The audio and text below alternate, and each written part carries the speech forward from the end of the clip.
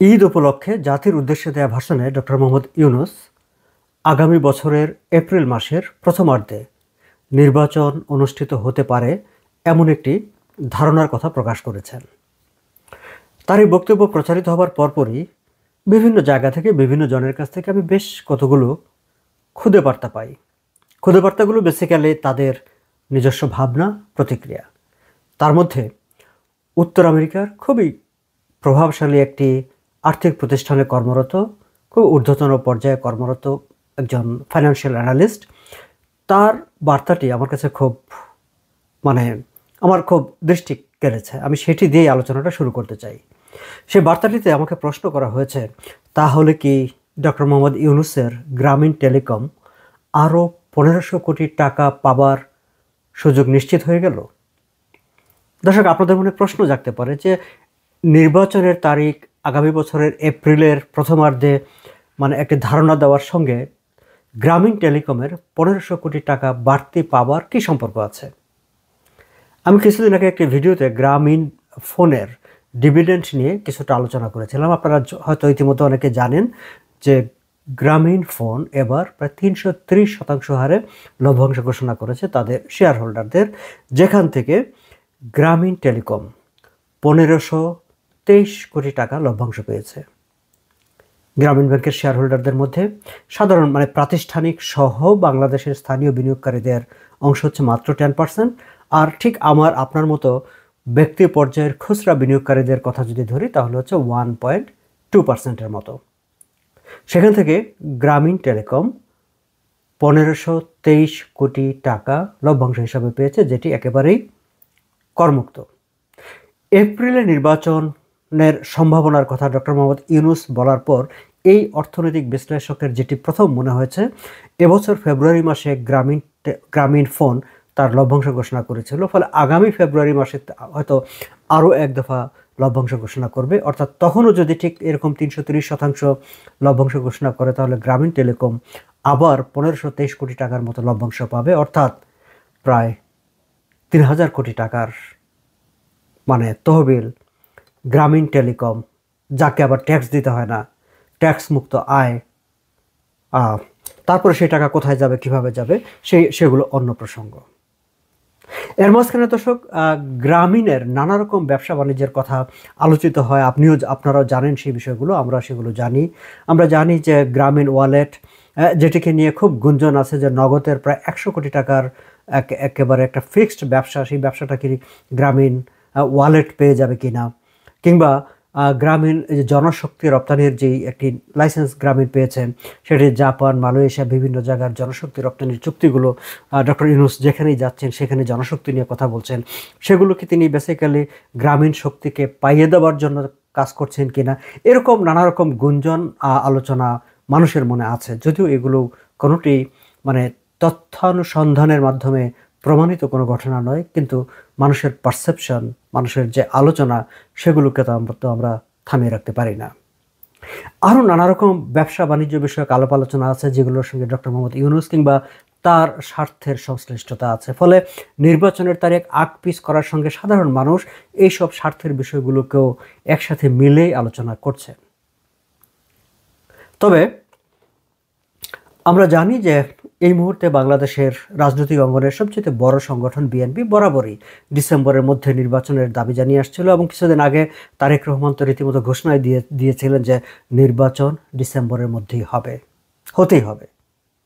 আবার আমাদের সেনাবাহিনীর প্রধান জেনারেল ওয়াকারুজ্জামান বিভিন্ন সময় তিনি নির্বাচন নিয়ে যে কথাবার্তা বলেছেন, সেখানেও তার যে 18 মাসের একটা টাইম ফ্রেম বলা হয়েছে নির্বাচনে, সেটি অনুসরণ করলেও আসলে এই ডিসেম্বরের মধ্যেই নির্বাচনটি হতে হয়। এবং সর্বশেষ কিছুদিন আগে তিনি যে বক্তৃতা অফিসার্স অ্যাড্রেসে নির্বাচন নিয়ে যে কথাবার্তাগুলো বলেছেন, সেখানেও তিনি স্পষ্টতই ঘোষণা দিয়েছিলেন যে 2026 সালের জানুয়ারির 1 তারিখ থেকে সেনাবাহিনী সব ব্যারাকে ফিরে যাবে এবং নতুন নির্বাচিত সরকারের অধীনে দেশ থাকবে। তার তিনিও স্পষ্টত একটি ঘোষণা দিয়ে ফেলেছিলেন যে ডিসেম্বরের মধ্যেই নির্বাচন হবে। এখন ডক্টর ইউনূস বলছেন এপ্রিলের প্রথম সপ্তাহে নির্বাচন হতে পারে। তার হচ্ছে সেনাবাহিনী প্রধান যে কথাটি বলেছিলেন, কিংবা বিএনপির বা তারেক রহমান যে ঘোষণা দিয়েই ফেলেছেন যে ডিসেম্বরের মধ্যে নির্বাচন হতেই হবে, এই দুটিকেই তিনি অনেকটা বৃদ্ধাঙ্গুলি দেখালেন। সেটি কেন? সেটি কি তার ইগোর কারণে, যে তিনি তাদের কথা শোনেন না, তিনি স্বাধীন সার্বভৌম, তিনি তার মতো করে সিদ্ধান্ত নেন, সেটি দেখানোর জন্যে? নাকি এই যে ব্যবসায়িক নানা রকম কথাবার্তাগুলো হচ্ছে, সেই ব্যবসায়িক স্বার্থগুলো নিশ্চিত করা, সেই কারণে? আরও একটি আলোচনা সামনে এসেছে, সেটি হচ্ছে জামাত ইসলামীকে ঘিরে। দর্শক, আপনারা নিশ্চয়ই খেয়াল করে থাকবেন যে জাতির উদ্দেশ্যে ডক্টর ইউনূসের ভাষণ দেওয়ার পরপরই বিএনপির বেশ কয়েকজন গুরুত্বপূর্ণ নেতা, আমির খসরু মাহমুদ চৌধুরী, সালাউদ্দিন আহমেদ, বেশ ওনারা প্রায় প্রত্যেকেই এই ঘোষণাটিকে প্রত্যাখ্যান করেছেন, সমালোচনা করেছেন এবং তারা নির্বাচনে ডিসেম্বরের মধ্যে নির্বাচন হবে সে আশাবাদ ব্যক্ত করেছেন। পরবর্তীতে রাতে বিএনপির বৈঠক করে আনুষ্ঠানিক যে প্রতিক্রিয়া দিয়েছে, সেই প্রতিক্রিয়াতেও বলা হয়েছে যে তারা ডিসেম্বরের মধ্যে নির্বাচনে তাদের যে দাবি, সেই দাবিতে তারা অনড় আছে। কিন্তু জামাতে ইসলামী আবার এই ঘোষণাকে স্বাগত জানিয়েছে, অভিনন্দন জানিয়েছে।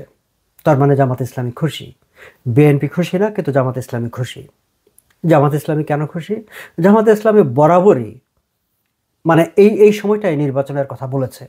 ফলে ডক্টর ইউনূস যেই সময়টার কথা নির্বাচনের জন্য ঠিক করেছেন, সেটি আসলে জামাতের যে দাবি, সেই দাবির সঙ্গে মিলে যায়। অর্থাৎ সবাই বলার চেষ্টা করছেন, এমনকি বিএনপিও বলছে যে সংখ্যাগরিষ্ঠ রাজনৈতিক দলগুলোর মতামতকে উপেক্ষা করে বিশেষ কোনো দলের মতামতের প্রেক্ষিতে তিনি নির্বাচনের সময়সীমা নির্ধারণ করতে যাচ্ছেন, যেটি আসলে তার নিরপেক্ষতাকেও ক্ষুণ্ণ করে এবং আগামী নির্বাচনটি সুষ্ঠু হবে কিনা, নিরপেক্ষ হবে কিনা, সেটি নিয়ে সংশয় তৈরি করে।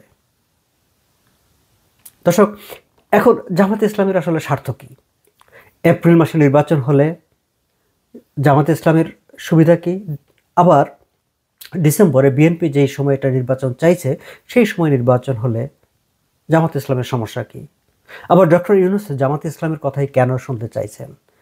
ডক্টর ইউনূস জামাতে ইসলামের কথা শুনতে চাইছেন কারণ ডক্টর ইউনূস আসলে জামাতে ইসলামীকেই প্রতিনিধিত্ব করছেন। অতি সম্প্রতি মুক্তিযুদ্ধ বিষয়ক যে অধ্যাদেশটি জারি হয়েছে, সেটি যদি খেয়াল করেন, সেখানে দেখবেন যে জাহেদ তিনি তার ইউটিউবে আলোচনায় খুব চমৎকারভাবে এটি ব্যাখ্যা করে দিয়েছেন যে অন্তর্বর্তী সরকার আসলে জামাতে ইসলামীকে তার যে যুদ্ধ অপরাধের দায়, 1971 সালের মুক্তিযুদ্ধের বিরোধিতা করার যে দায়, সেই দায় থেকে এক ধরনের দায় মুক্তি দেওয়ার চেষ্টা করা হয়েছে সেই ঘোষণায়। সেটি নিয়ে অবশ্য আলাদা করে আলোচনার দাবি রাখে, নিশ্চয়ই আলাদা করে আলোচনা করব। কিন্তু যেখানে ডক্টর ইউনূস জামাতে ইসলামীকে যুদ্ধ অপরাধের দায় থেকে মুক্তি দিতে চান, ফলে ডক্টর ইউনূস জামাতে ইসলামীর কথা শুনবেন, জামাতে ইসলামীকে প্রতিষ্ঠিত করার চেষ্টা করবেন, সেটি স্বাভাবিক। এবং রাজনীতির বিশ্লেষক যারা বাংলাদেশের রাজনীতি নিয়ে যারা খোঁজ খবর করেন, তারা সবাই স্পষ্ট করে বলছেন যে আসলে সেই কারণেই এপ্রিলের দিকে তিনি নির্বাচন করতে চাচ্ছেন। এ প্রসঙ্গে আমি ফেসবুকে আমাদের একজন খুব গুরুত্বপূর্ণ লেখক, খুব আমার একজন প্রিয় লেখক আহমেদ মোস্তফা কামাল, তিনি চমৎকার একটি বিশ্লেষণ লিখেছেন, ফেসবুকে পোস্ট করেছেন। তিনি এপ্রিলে নির্বাচনের যে মানে সম্ভাবনার কথা বলা হয়েছে, সেটিকে তিনি স্বাগত জানিয়েছেন। আমি নিজেও স্বাগত জানাই, কারণ যেখানে নির্বাচন নিয়ে কোনো কথাবার্তাই হচ্ছিল না, ডক্টর ইউনূস নির্বাচন নিয়ে মানে হবে ছোট ছোট সংস্কার, বড় সংস্কার, এইসব কথাবার্তা বলে এক ধরনের একটা ধোঁয়াশা তৈরি করে রেখেছিলেন। আচ্ছা, বাই দ্য ওয়ে, এই জায়গায় আরও একটি প্রশ্ন আমি তুলে রাখি। তিনি বলছিলেন যে যদি কম সংস্কার হয় তাহলে নির্বাচন ডিসেম্বরে, আর যদি বেশি সংস্কার হয় তাহলে নির্বাচন জুনে হতে হবে। এখন এই যে এপ্রিলে হচ্ছে, একটা মাঝামাঝি সময় যদি ধরি, তাহলে কি কোনো মাঝামাঝি সংস্কার করে তিনি নির্বাচনের দিকে যাচ্ছেন? তাহলে সেই মাঝামাঝি সংস্কারগুলো কি? কোন ধরনের সংস্কার হয়েছে যে সংস্কারের কারণে তিনি এখন এপ্রিলে নির্বাচন করার জন্য তিনি রাজি হয়েছেন? যাই হোক, বলছিলাম আহমদ মোস্তফা কামালের যে ব্যাখ্যাটি, সেই ব্যাখ্যাটি দর্শক আমার নিজেরও খুব পছন্দ হয়েছে এবং আমি একমত তার এই ব্যাখ্যার সঙ্গে। ফলে সেটিও একটু আপনাদের সঙ্গে শেয়ার করি। তিনি বলছেন ডিসেম্বর মাসে মূলত জামাতে ইসলামী খুবই প্রচণ্ড চাপের মধ্যে থাকে, কারণ 1971 সালের ডিসেম্বর মাস তাদের যে 71-এর যে পৈশাচিক ভূমিকা, বর্বরচিত ভূমিকা, সেই ভূমিকা প্রতি ডিসেম্বরে, প্রতি মার্চে তাদেরকে এক ধরনের একটা চাপের মধ্যে রাখে। ফলে ডিসেম্বর মাসে নির্বাচন হলে, মার্চ মাসে নির্বাচন হলে জামাত ইসলামের জন্য সেটি রাজনৈতিকভাবে অত্যন্ত একটি মানে খুবই চাপের সময়, অকওয়ার্ড সময়। ফলে সেই সময় নির্বাচনে তারা কোনোভাবেই সম্মত হবে না।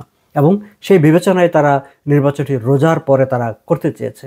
এবং রোজা যেহেতু মুসলমান, বাংলাদেশ সংখ্যাগরিষ্ঠ মানুষ মুসলমান, ফলে একটি ধর্মীয় আবহের মধ্য দিয়ে সময় কাটানোর পর তাদের জন্য এক ধরনের তারা একটু স্বস্তি বোধ করে সেই সময়টি নির্বাচন করতে।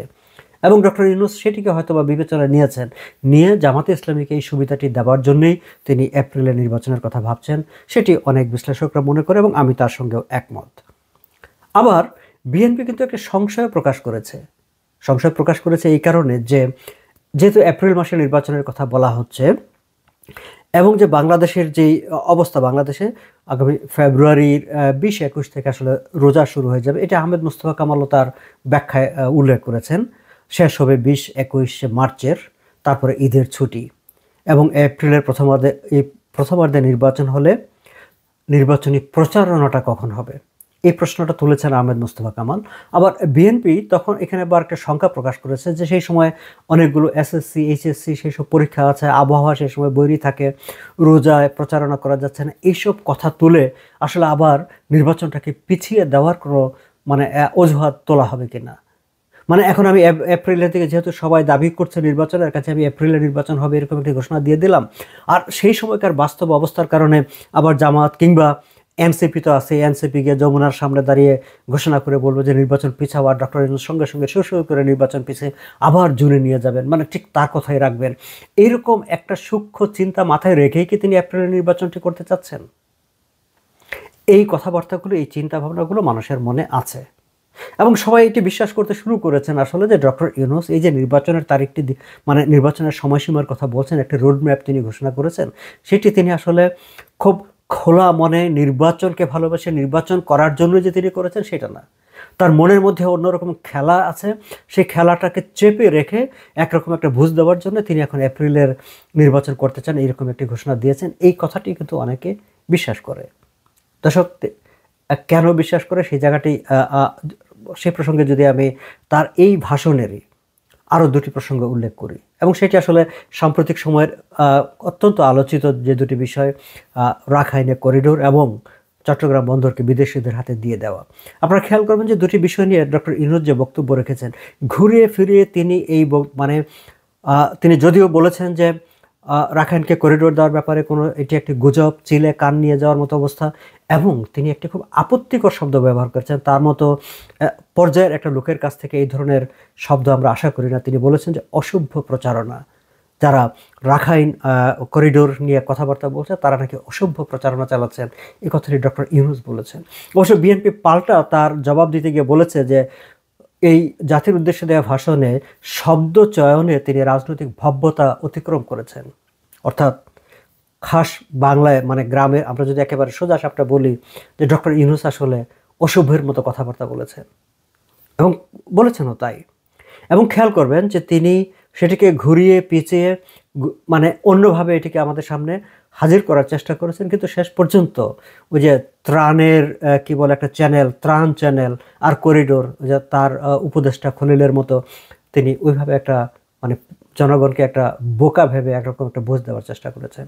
আবার বন্দর নিয়ে তিনি অনেক কঠিন কথাবার্তা বলেছেন, এবং দুটো ক্ষেত্রে তিনি যে আসলে করতে চান, দিতে চান, সেই বিষয়টি তিনি পরিষ্কার করেছেন। ফলে এই যে এপ্রিলের মধ্যে নির্বাচন, এপ্রিলের প্রথমার্ধে নির্বাচনের একটি কথা বলে আবার বৈরী পরিবেশের অজুহাতে নির্বাচনকে পিছিয়ে জুন কিংবা এক ধরনের অস্থিরতা তৈরি করা, তার সঙ্গে এই সব বিষয়গুলোর কোনো সম্পর্ক আছে কিনা, সেই বিষয়গুলো নিয়ে কিন্তু অনেক প্রশ্ন উঠছে।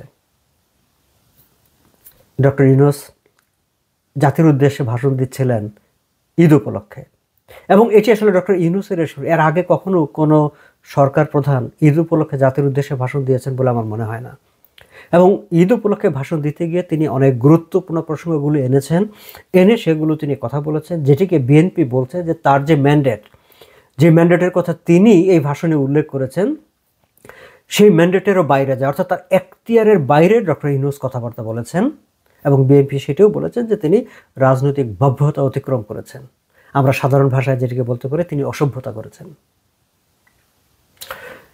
ঈদের আগে কোথায় তিনি মানুষকে ঈদ আনন্দ একটা আনন্দ করার মতো একটা বার্তা দেবেন তা না, তিনি এক ধরনের বৈরিতা উস্কে দিয়েছেন, এক ধরনের বিরোধ উস্কে দিয়েছেন, এবং বিরোধ উস্কে দিয়ে সেটিকে তিনি এনজয় করার চেষ্টা করছেন। সঙ্গত কারণে প্রশ্ন উঠছে আসলে ডক্টর ইউনূসের মনে কি আছে, তিনি আসলে কি চান, দেশের দেশের মানুষের কতটা ভালো চান, আদৌ ভালো চান কি? আজ এই পর্যন্তই।